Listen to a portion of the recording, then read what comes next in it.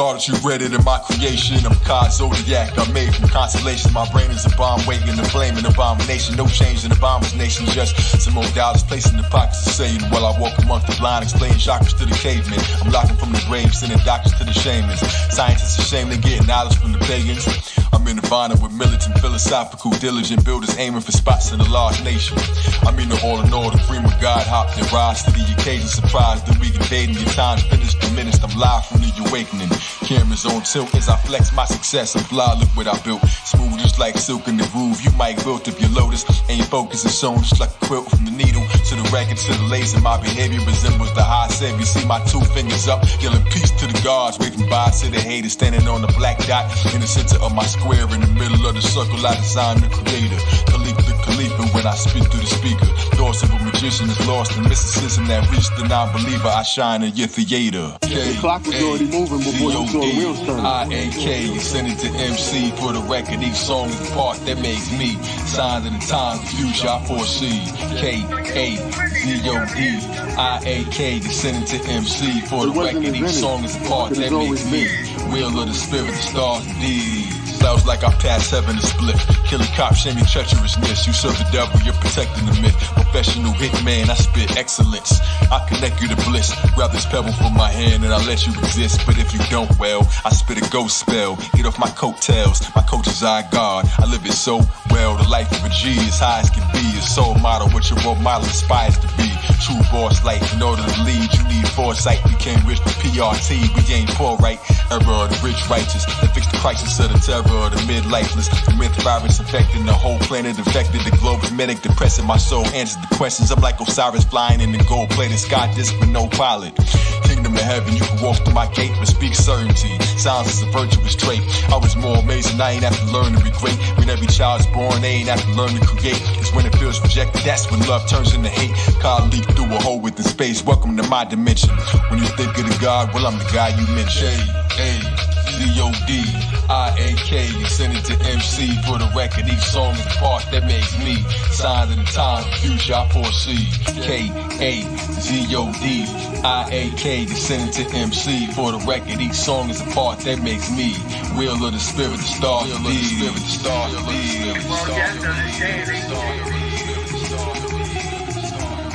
You're not ready for that. Wheel of the spirit, the star, the spirit, the star, the dynamic of law is in that wheel. Man discovered that shit. You just ain't ready to take on that dimension. We just really regurgitate what the creators already know.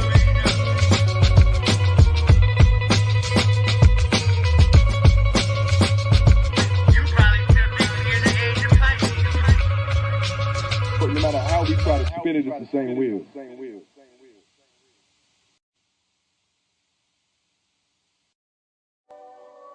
J Black, straight like that. Yeah, peace and blessings. Welcome to another episode of Do Not Radio. Placement out is born. This is your host, Knowledge Waterline, and I'm glad y'all here to join us for this impromptu cinemathematical breakdown. What's so funny in it? Because there's a lot of funny in it. The epic movie Trading Places came out in 1983. So I'm blessed to be here in the presence of the magical mystical, the magical mystical priestess of Soljet Healing Community, a masterful mastermind, an artist, an MC, an author, a poet, and just magic, okay? Just pure magic. So it becomes my honor and privilege at this time to introduce some, present to others, and welcome back to the platform, okay? Sis'Star Kola Soljet. What's good? What's good? Knowledge, thank you for having me again. Knowledge born a lot. What's the science? What's the science? Okay. All right. It ain't after midnight, so we good. We in the building, right. But we still here, right? Yeah. What he said. Knowledge born. What's the science, baby? You know what I'm saying? Okay. So I don't know how many years ago it was. Maybe 41 years ago. I didn't check the actual release date, but close to 41 years ago, this movie came out. And it was one of those Eddie Murphy, Dan Aykroyd royal joints. You see what I'm saying? So Yeah. I know I taped it off of the television. Okay, I could not afford the VHS tape, so we did what we did with the VHS. We was bootlegging off of the TV. Okay, so bootlegging with the commercials and everything. So whether, whether it was Lean on Me, whether it was Do the Right Thing, whether Okay. it was Trading Places, whatever, whatever, Uncle Buck, you understand? Like whatever it was, we had it. So Music videos. music videos, all of it. Okay. So it was just amazing what we were doing, in our area. And then they turned it into something because you look later at DVR, you can record from the TV and fast forward through the commercials and all of that. See what I'm saying? So just the innovation of the young black mind determined to see our shows. So yes, salute to Trading Places. So I'm gonna yield to you to share your earliest recollection of the sights and the sounds that it was for you. With Trading Places on that era. Just the era, and then tie it in the Trading Places.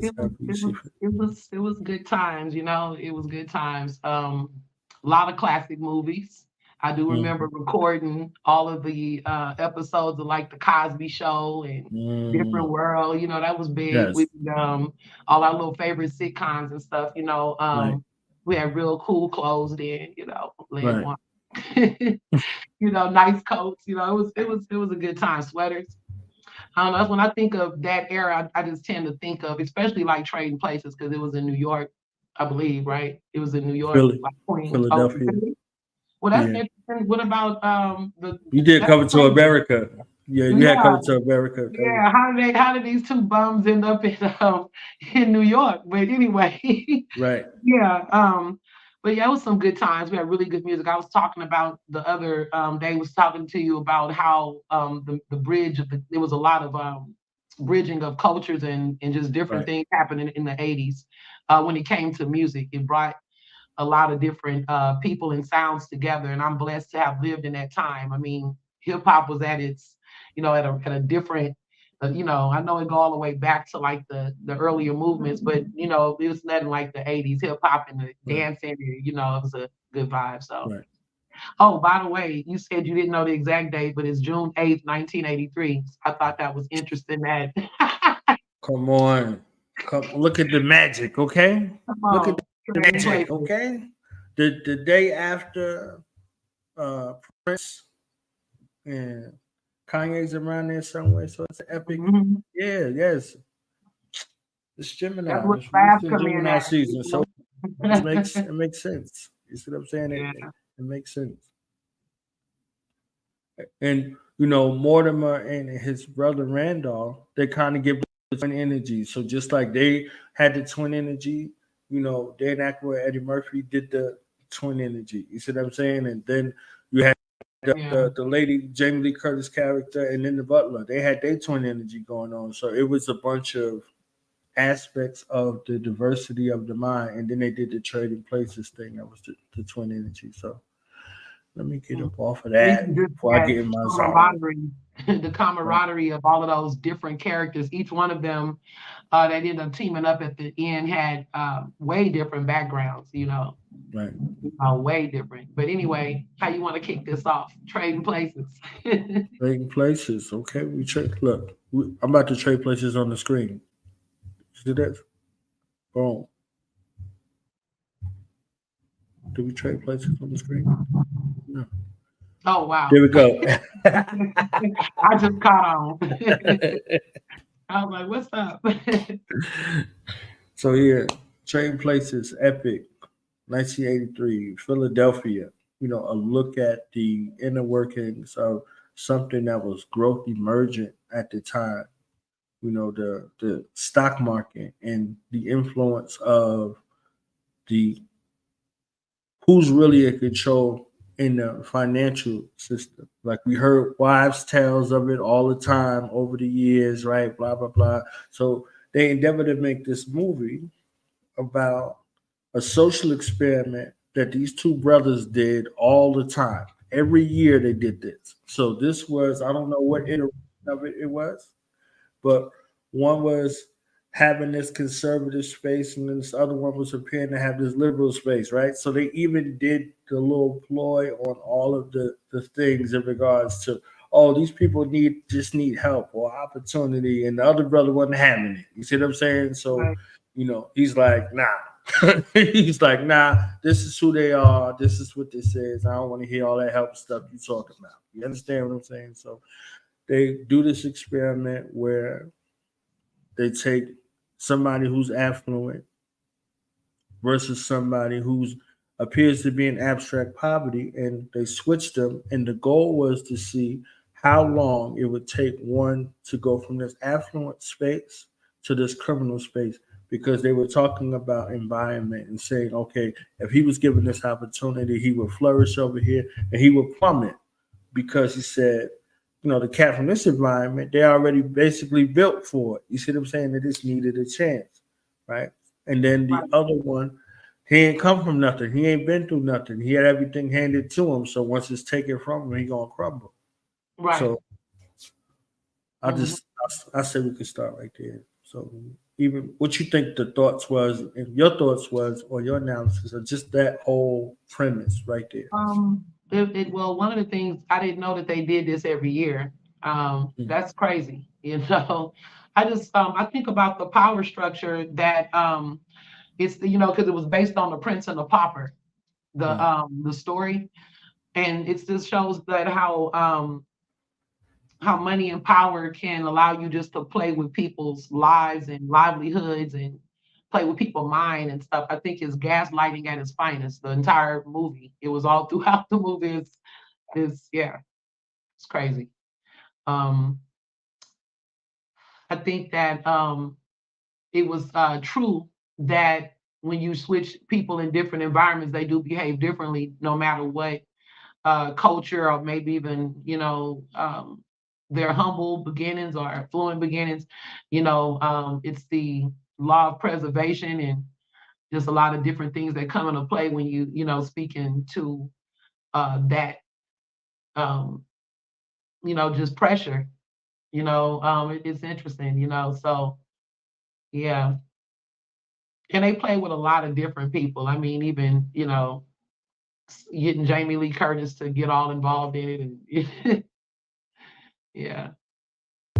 The movie was one big con. Everybody was conning everybody. Mm-hmm. So the whole thing was, they're in this position of power, the Dukes brothers, right? So they're conning the people that are under them because they, in their mind, are superior to them. Right. You see what I'm saying? In position and in intellect. So this is something that they embarked on. But what they did not, factor in, their assessments, I think, were pretty accurate, right, in regards to what they did, because they were studying human behavior in this environment, blah, blah, blah, in a controlled environment. Right. So they had enough influence to deal with the banking system, to deal with the stock market, to deal with the court system, and to deal with the police station under a guise. Like nobody even questioned anything that was going on. Everybody was kind of handed a script and they was playing a role. Right. So the other aspects of the environment was the adaptation. They did not take into account the adaptation of each individual. Right. Eddie Murphy's character, once he got into that environment, he adapted quickly. And then Aykroyd's character, he adapted, but they both had help. You see what I'm saying? So if Eddie Murphy didn't have Coleman, I think he would have a hard time adjusting to what was going on. And if Jamie Lee Curtis' character wasn't there for Dan Aykroyd's character, he would have blew his brains out. You see what I'm saying? So he would have crashed a lot sooner. Yeah, because he did crash. Right, he never really adapted. He just was coping because he had no choice. You know, when he started adapting is when he realized the game. You know, when he woke up in the bed, that's when, you know, and he seen, you know, that's when everybody knew they've been duped. So now we all got to come together to, you know, but he never could really adapt. I mean, you know, it's kind of like going to prison and you out of your element. You know, you just gotta do what you gotta do to survive. But you know, that's hard for a person that's never been in, you know, an environment like that. You know, So the Dukes were conning. The Dan Aykroyd's character, he was conning, and when we first see Eddie Murphy, he's conning. So everybody's, you see what I'm saying? So they look at it like what you call it? Victimless crime. Right? He's not hitting nobody over the head. He's not trying to rob nobody. He's not breaking into nobody's house. He's out there with a ploy, playing off of people's sympathy. You see what I'm saying? And the police just happen to be right there. So the people in the stock market, they're playing off of people's ambition and wanting to get rich. And then deploy for the greed, all of it. So they're showing a whole con space, you know, working. Like Jamie Lee Curtis' character was, you know, in the streets. So the butler, he wasn't really with none of the shit that was going on, but he played the con role too. Like all of them played the con role up from the beginning to the end. Clarence Beeks, whoever it was, that was the undercurrent of it. Like it was one big hustle. Everybody was justifying their hustle, so to speak. So Eddie Murphy had one level of the game with the con, and then Dan Aykroyd's character had another level of the game with the con. Like, they doing this, so this is the move. So, that crop report, this is what they do. Like everybody had their own insight, and then there was levels of understanding in regards to what it was.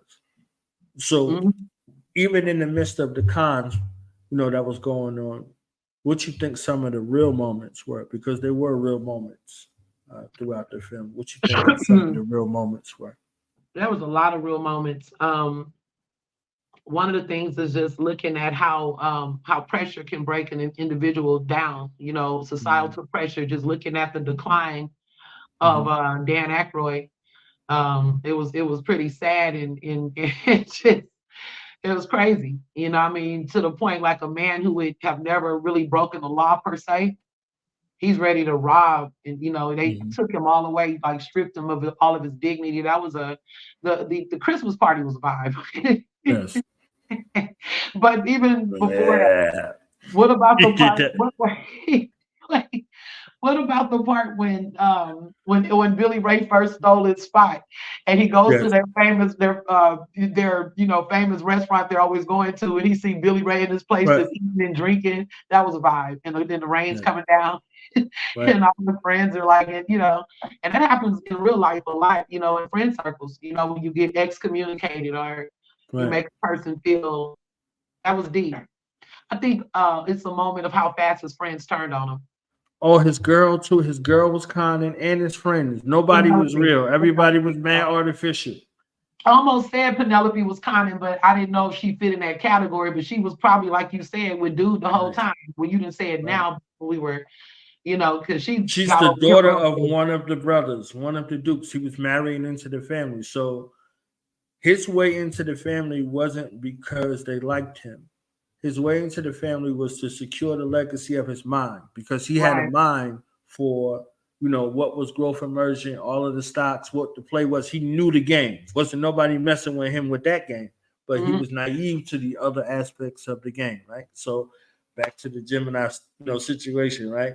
Good on one thing, naive in the other place. You see what I'm saying? So it's like, it's just duality the entire time. So she was with him when she was with him, but she wasn't really with him. You had pointed out something fly when we was talking about it. Like, you know, all of those dudes, you know, had their way with, you see what I'm saying? So they was just waiting for an opportunity to swoop in and snatch her up. So that to get on Penelope, yeah. So what was the moment for you, you know, in the movie? It's a lot of moments, but you know, when you say a moment, I'm thinking you're meaning like a, you know, an epic moment. There's a lot of funny moments too, you know. Yes. When they was on the trading room floor, and them cats went, bankrupt. Oh, And he's on the floor like, Beaks, where the hell is Beaks? Like he went crazy. He's like yeah, they got them good. That was actually a moment too, just how they got the revenge. I actually like that part. right. And we spoke about Dan Aykroyd or how Louis Winthorpe broke down mentally. But look at what about Billy Ray, how he went from who he was in jail talking this big talk, Right. and just him trying to acclimate to, because he was being used as well. So, Right. and he thinking he really fitting in with the circle. He really did some power affirmation type situation. Like he described everything that he had before he had it. Right. And he walked out to it. Like he didn't, like it was effortless, even though it was like some kind of con. Look at the thing that was deeper. He described it and he walked out to it. Like he walked out of prison into it. He was like, "You made bail." He was like, "I did." You understand what I'm saying? Like, so right after that, he goes back to his friends and he come in, all fresh, and he's like, "You the dude I was about to drink with." You see what I'm saying? So the aspects of that, I know you want to go into that. The aspects of that was a thing where we seen that on the surface, but then after that, he was very uncomfortable with the whole thing. Yeah. So like how quickly he was brand new. You know what I'm saying? Like he was really brand new, but he was also like, this is something that he wanted, but then he saw what it cost actually. Yeah. Before that. Mm-hmm. Yeah. I agree. I just think that it was kind of like what's going on with some of our, with the internet and in our Black community and some of the kids who hadn't got chances to ever like show talent and all, it just kind of like it happened so quickly. It's so quickly that they can't even really shift to it. So they get in trouble or just different things happen. But I think that it's an awesome thing in the same way that he even got to experience it. Because what was his other options? Just like the kids, that are making all of this money as influencing or doing, all of the things that we didn't have opportunities to do, I think that that's an awesome thing, but it's also like, it's kind of surreal, I guess, too. Like you said, it was exciting that he got to even experience it, but then it's like, this not me, and especially once he realized that, because he thought he was in, and once he realized that they were really racist, and like to me, one is more racist than the other. One brother is kind of like not like the other one, like because he wanted to actually keep Valentine on, and the brother said, "Are you serious? You think I let a nigger run our operation?" He says, "Our family business." Yes, our family business. Yeah, that was deep. And then The Office. Remember The Office scene where he went in there like they at the Christmas party? It was The Office scene. And he was like, yes, when he was like, this guy, like his analysis of himself outside of himself. This is what was said about him. And he adapted to that. And this is what he was talking about. He's describing himself outside himself. You talk about it all the time. It's not skin color, it's a spirit, right? Like, so he came in that spirit and he's seen himself outside of himself, looking at himself kind of degeneratively. You see what I'm saying? So he's like, "Are you sure you want to call the police?" Blah blah blah. Like they're telling him, like, "Yo, fam, like this is you. Like you don't see you." And he's like, "No." What I mean by that is that because we are all vessels for the spirit, not necessarily not the skin color, but because the more melanated you are, we have a different type of spirit and connection with the sun and the creation. But the fact is that we're all vessels, so anybody can be used as an instrument of good and evil, which we talked about with that movie in Duality. So yeah, that's really deep. What else is deep is what you just said though. You spoke about Billy Ray speaking his reality into existence, but also they spoke Dan Aykroyd's into existence, like what you were saying. He became exactly 100%. they lied on him about that he wasn't even that yet, and they they planted that seed, like how people can speak certain things over your life too. Very interesting. In no time at all. This was right before Christmas, quote unquote. If you're looking at the time reference, and within a week or 2 weeks time, completely devolved. You see what I'm saying? So like in completely devolved and completely evolved on this other side. So they was at the Christmas party when all of this stuff happened. Like he spiraled out of control. You see what I'm saying? Like that whole thing. Like not even the gun worked. Like he had the gun and the gun didn't work.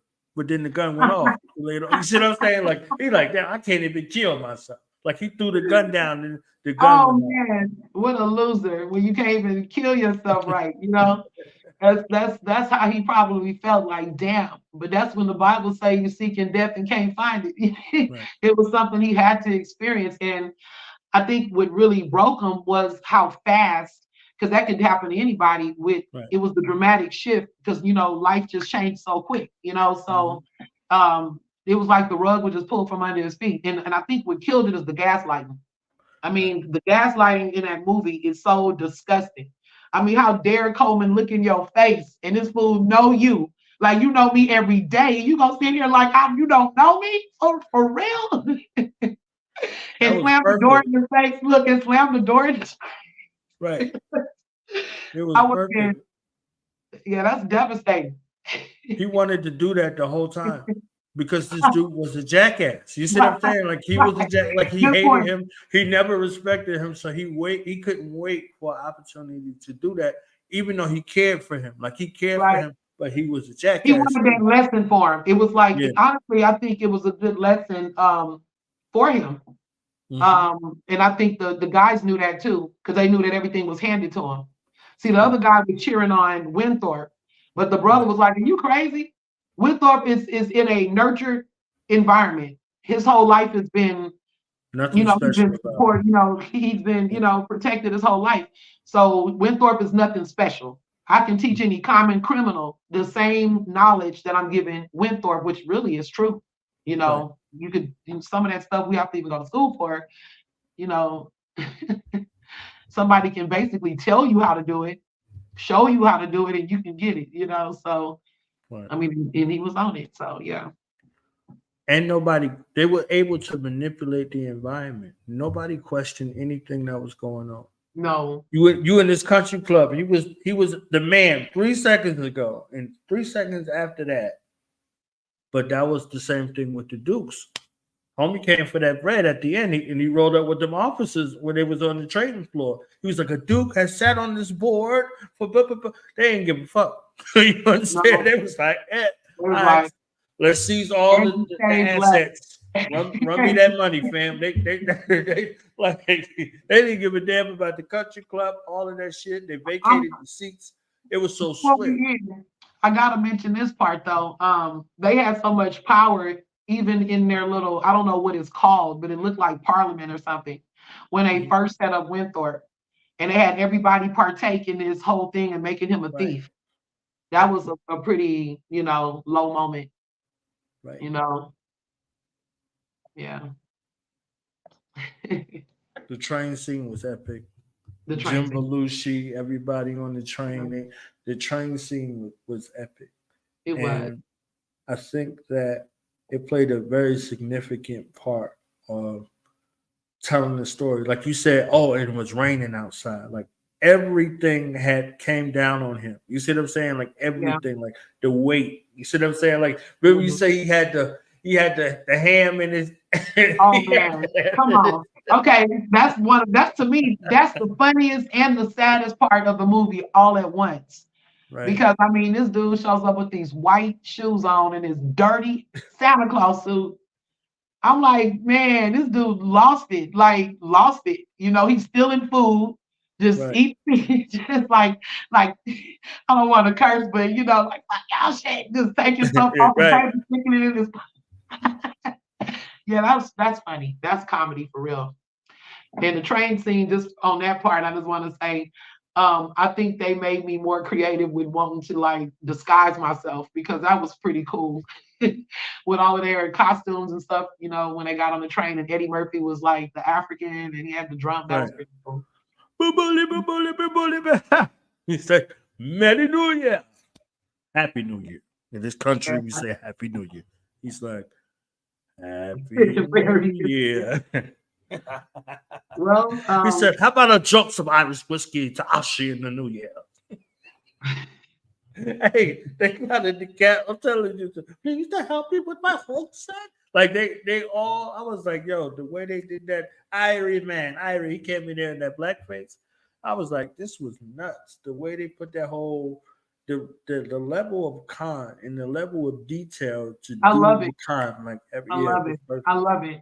I mean, that's that Mercury energy. I love that. You get me? You know, that's one of the reasons I like this book. It was about the Holocaust. It's called Alicia, and we had to read it in high school. And I just liked how smooth Alicia was. She knew how to speak different languages. She would cut her hair, bleach it, dye it, whatever, and be somebody else for that. You know, that's kind of revolutionary to me to be able to shapeshift in that way. You know, yeah. See Trading Places if you haven't seen it. It's oldie goodie. Oh, definitely. I guess one more little thing we can say just real quick. Go ahead. This is a short bill, but they paid $15 million for the movie. That was the budget. And they made $120.6 million. So it was a pretty big deal. And they didn't really, it don't really seem like they put much into like the effects of the movie. So I don't know what they spent $15 million on. I guess, you know, shooting the scenes that they had to shoot. I mean, there's a lot of, you know, the music played a whole lot in telling the story, and then there were other effects. I don't know if they actually caught a rain or if they had to do whatever it was, like to get all those kind of people to cooperate. They was in a real police station. They was in the real courthouse. They were in the bar. They had. No, I don't know.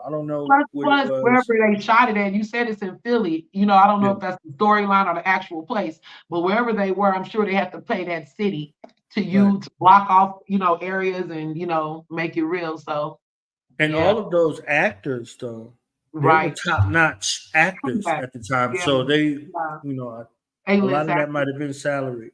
You know, there was a lot of people in there. Even those cops. Both of those guys were famous actors at the time. The ones that picked them up. I can see. I got legs. I can walk. Yeah. And also, even the soundtrack. I need a lawyer. Is there a lawyer in the house? Everybody turned around. That was funny. Then he starts walking. Yeah. But no, even like getting somebody as big as Sylvester at that time. You know, he was big in the disco scene, and you know. That's, you know, Do You Want to Funk is a great, it was a great vibe for the atmosphere of the party, which we didn't talk about, the house party. Yeah, let's talk about it right now. Come on. Yeah. That was my joint right there. Yeah. Do you want to? Yeah, that go hard. That go hard. And Coleman lost his mind, and then he looking around, his eyes got big and shit. He ain't never seen no black women in that. Like those hookers, what they was taking the coats off, and they had they were topless, and they had the hot pants on. Yeah, women waiting for them in the bed. It was a mess. A few of them have retired upstairs. He's like, in my bedroom? He said, in my bedroom. I said, oh, Eddie's gone. He didn't say bedroom. He said bedroom. I said, oh shit, yeah. They got him. Yeah, they got him. And then they really got him when he just flipped out. That's one of my favorite parts too, when he started like talking about the cigarette butts on the floor. They just putting out cigarettes, you know. Who putting out cools on the floor? He picked them up like looking at it like, what the? I know these ninjas ain't putting cigarettes on. Yeah, that was classic. And then he threw everybody out. You know, look, it was so funny because he was like classy, but then he went hook with it, like he did George Jefferson. He just went all the way crazy with it. Yeah, he did George Jefferson. Later on, Martin Lawrence. You know how Martin Lawrence was doing the step, my step. Yeah, Everybody step. He stopped hors d'oeuvres, told Coleman, Right. "Nah, the party over. Hey, you don't need. Do I need to prepare anything for the get? No, the party over." And then he stopped the music, cut the music off. Right. And if you think about those guys that Dan Aykroyd's character was rolling with, that was a mild party in comparison to the shit that they was doing. You see what I'm saying? Remember they was singing the song like there was. You can't tell me those cats wasn't wild and crazy like and all some that frat extra boys. shit, right? Yeah, like boys. they was basically frat boys. Yeah, They was Zeta Chi. yeah, that little bit of mix that they show where it's like it's some black people at the house and they was just partying. There wasn't nobody getting extra and all that. Like that shit wasn't Animal House. You go back and remember Animal House and what they was doing, and they was supposed to be the nerds. You see what I'm saying? Like I mean, that was really a good party, except for the people going into his bedroom and putting cigarettes out on the floor. That's like, come on. But other than that, it was a very mild party. To say that they had hookers and drug dealers, and hookers and drug dealers and pimps and street people that he brought from the nightclub into the house. So he literally took them in his limousine. He was in the bathroom with that Reggie Blunt. Rolled up and easy. I'm not going to play with you. I'm not going to play with you. As a matter of fact, when he was smoking that Reggie Blunt, that's when he found out he was just a ninja. They told him to save his clothes, but they were going to wash them and bring it. That's what they was going to send him back to the ghetto when they finished the ghetto with it. Right. And that's what folks need to still realize. When Jay-Z says still ninja, you get all of these things and you acquire all these things, but you never really get a real seat at the table, at the end of the day. Deep. Wow. That's deep.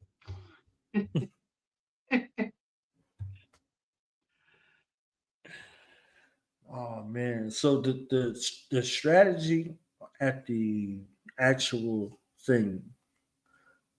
See the part of it it was dope in the movie, but they don't really operate like that in real life. There was no way that they would have ever been able to get them into the poorhouse like they showed in the movie. You see what I'm saying? That they know how to short stocks, they know how to. They got stock options. They got all of these aspects in regards to those folks. You see what I'm saying? They never really lose. It may look like they lose, but they always win. And if he did put them in any type of a poorhouse, all four of them would have been dead. They would have been underground.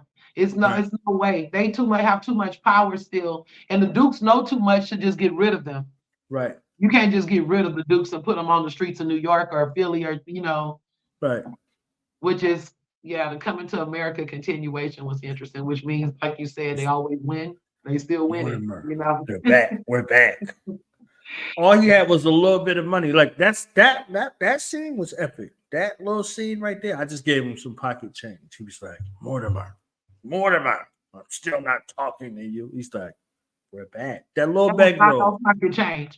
Those boys asked for $1 million on Coming to America, and Eddie Murphy, they was spinning up, but they didn't go through that whole film because Eddie was like, He had hot tubs going on, which is another good movie we can talk about another time. Definitely Coming to America.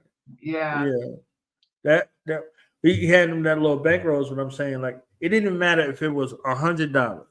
Yeah. With their minds, right. It was gonna make it happen. It was gonna make it happen. You see they're gonna make that jump. He was like, Mortimer, we're back. And then they would have put that $100 and bought him a nice suit and start conning people to get back. Selling insurance and stuff. They don't even, stocks they don't even have. They would have figured it out because knowledge is power. So all they need is just a little bit. Right. But yeah, good bill.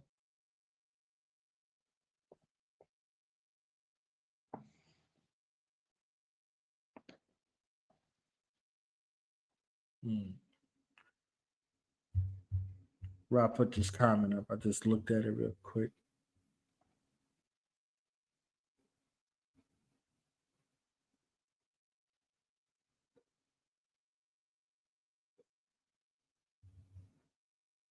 Yeah. So this is what we was talking about earlier. He was critical of Winthorpe at the Christmas party. He wasn't sympathetic to the situation.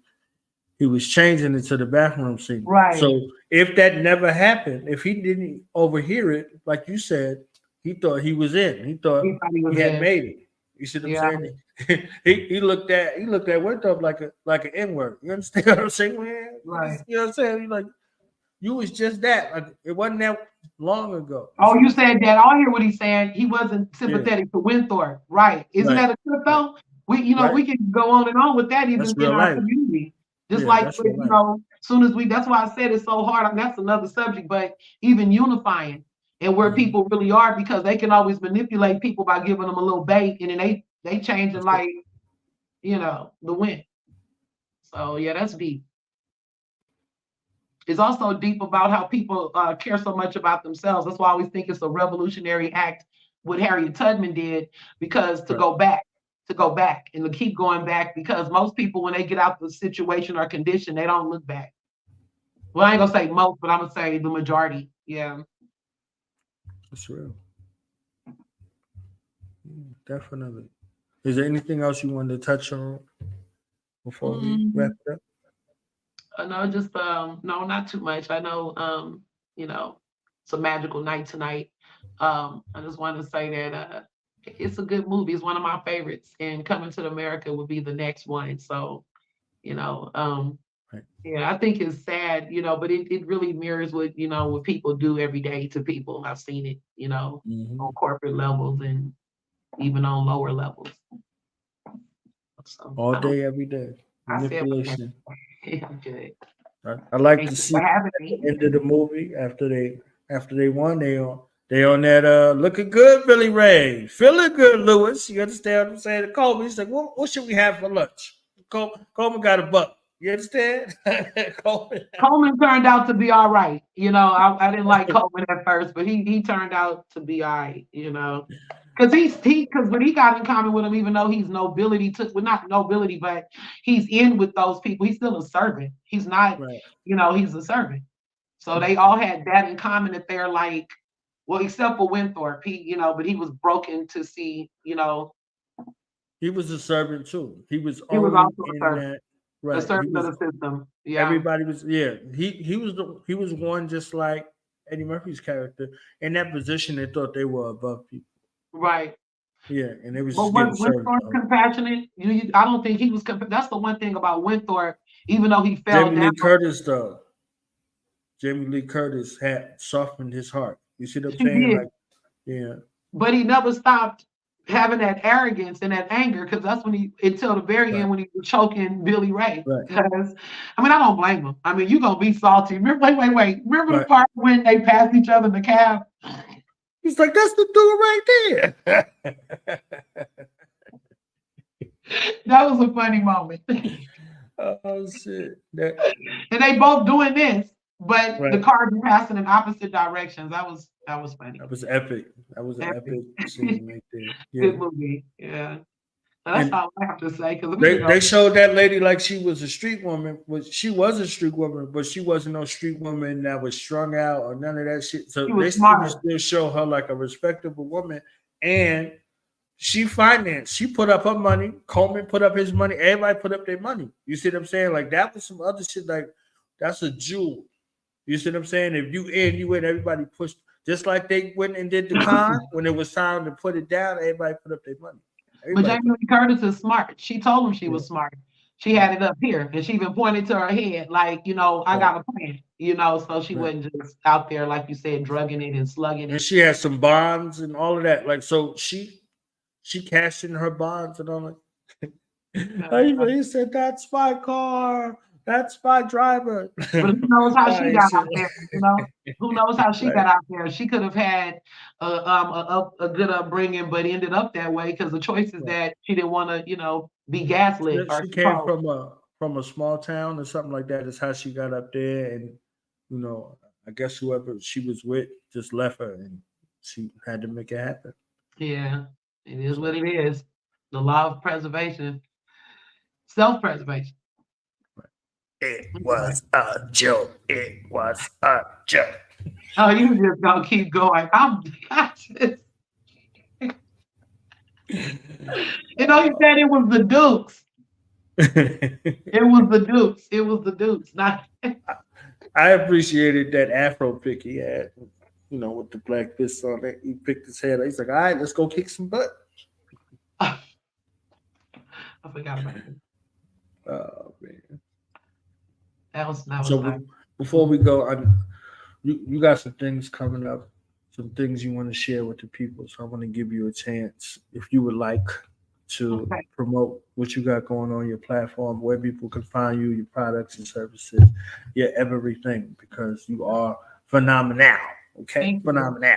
Okay. Well, a lot of things are still under construction, but what is Metaphysical Monday, and that's every Monday, 9 p.m. CST time, and that's on Soljet Tarot.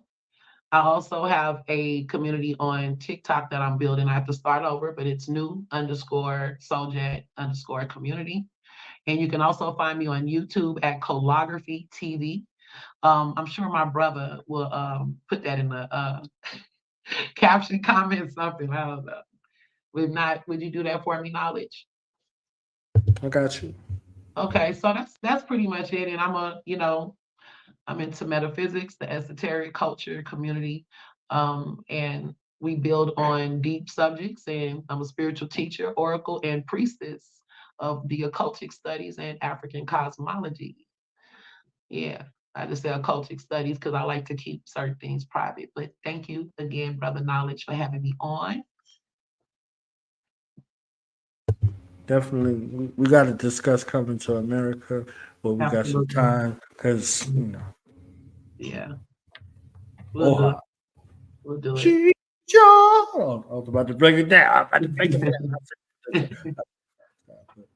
Thank you for your time. Thank you for your jewels. Thank you for your insight. And thank you for all of the work that you do. Thank you. In the space of serving leadership and guidance. And your gifts, your offerings are greatly appreciated for those lives that you impact and generations that you are impacting. So blessings.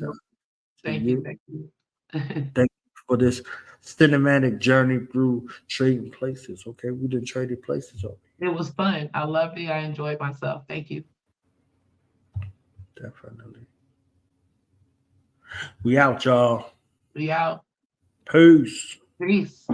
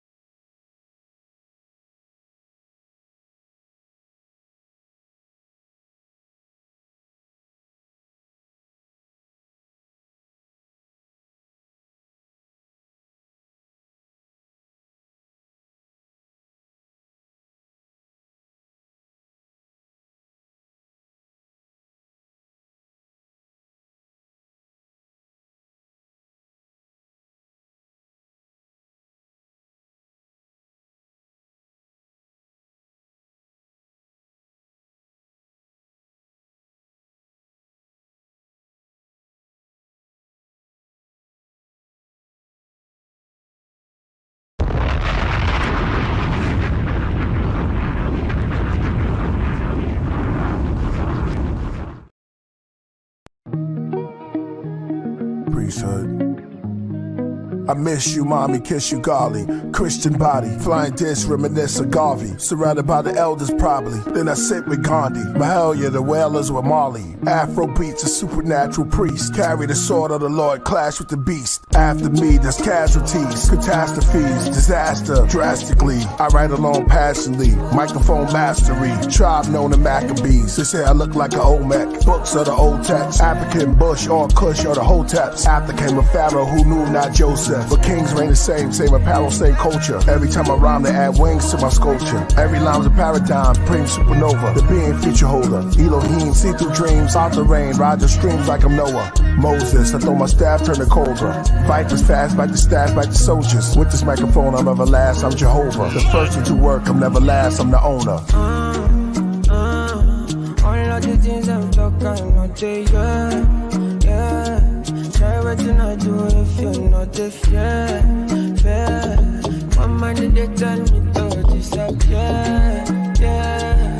So come and help me, cause I don't pray, my man. I don't pray, come on man, I can't stay.